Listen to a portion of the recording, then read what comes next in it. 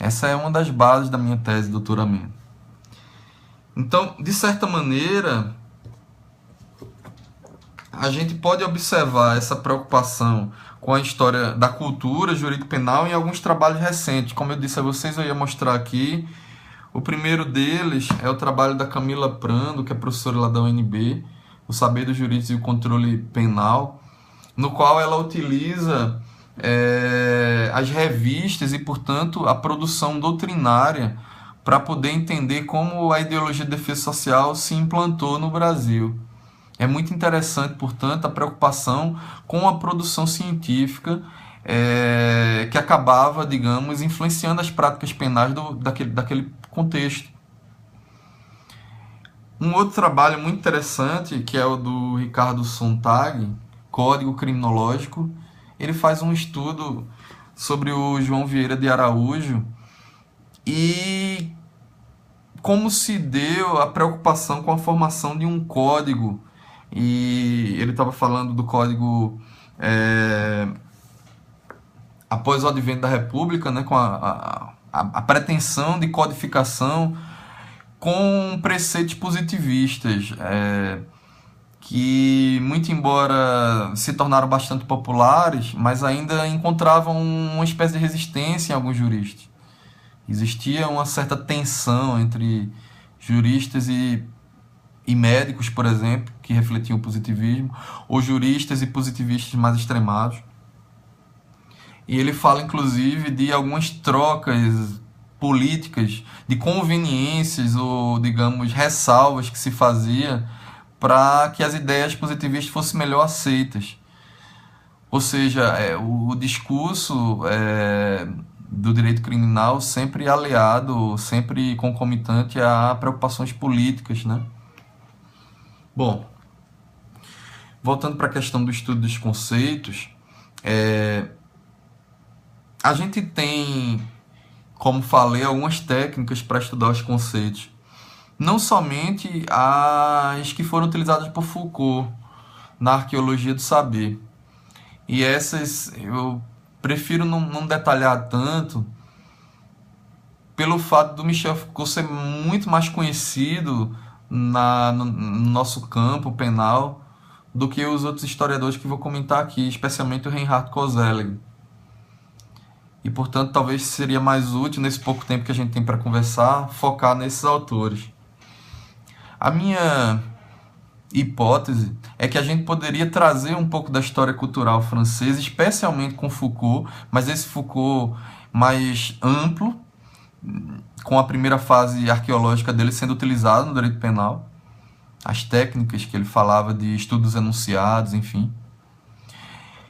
Trazer essa bagagem da história francesa juntamente com alguns autores fora do eixo francês, principalmente da Inglaterra e Alemanha.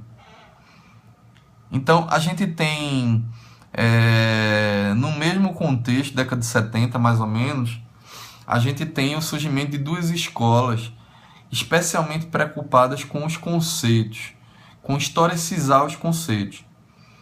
Eu vou falar primeiramente da inglesa, que também é entendida como escola de Collingwood, porque tem muita influência desse historiador inglês, ou escola de Cambridge. Muitos dos historiadores giraram em torno das faculdades lá de Cambridge.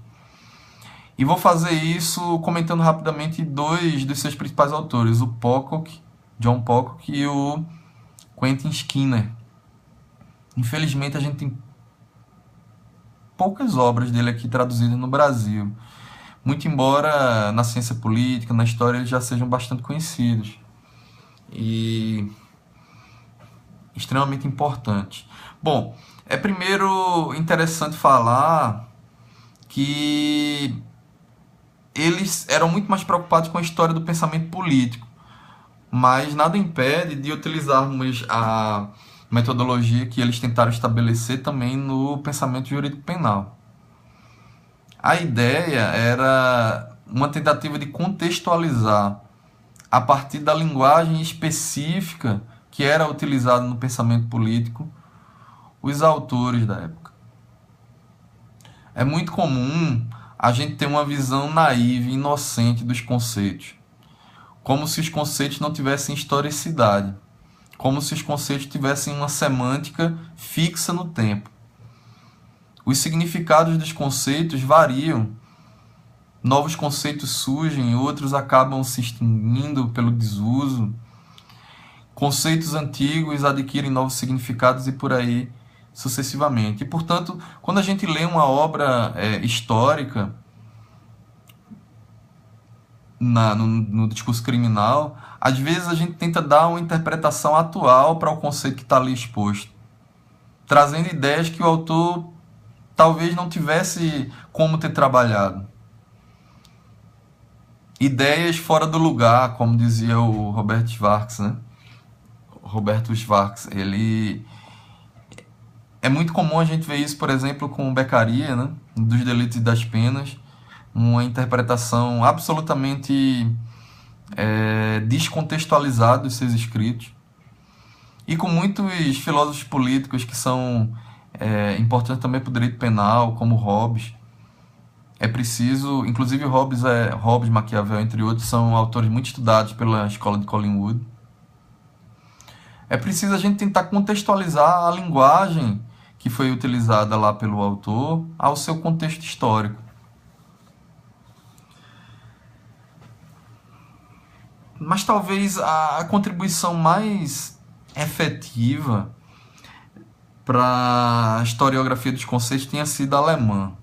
E aí eu vou me focar o autor, talvez o principal junto com Foucault, para o fundamento da minha tese, que é o Reinhard Koselleck. Esse autor já tem alguns livros aqui no Brasil. A tese de doutoramento dele, Crítica e Crise, saiu pela editora Contraponto. É um estudo muito interessante sobre o processo de modernização, como a crítica serviu para instaurar a crise no contexto do absolutismo e do iluminismo. A gente tem um livro recente que saiu agora há pouco, Os Tratos do Tempo, também pela Contraponto, que fala um pouco da teoria da história de Koselleck. E talvez o livro fundamental dele é esse que eu mais indico, que é O Futuro Passado. Esse livro é fantástico. Acho que todo mundo que se interessa por história do direito, deveria ler.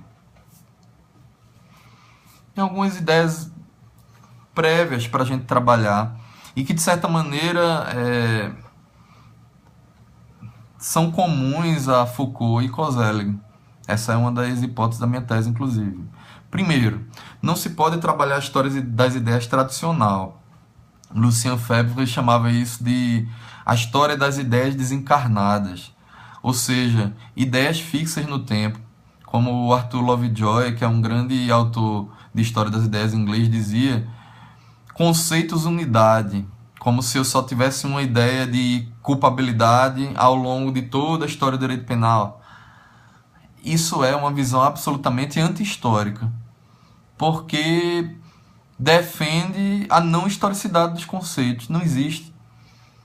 A introdução da arqueologia do saber de Foucault é basicamente um libelo, uma defesa a uma historiografia renovada. Ele se colocava justamente contrário a esse tipo de historiografia, de ideias fixas no tempo. Além disso, a gente tem que tentar trabalhar com os conceitos como uma espécie de ponte entre a realidade e a linguagem. Os conceitos, segundo Koselleck, eles servem ao mesmo tempo como reflexo das estruturas sociopolíticas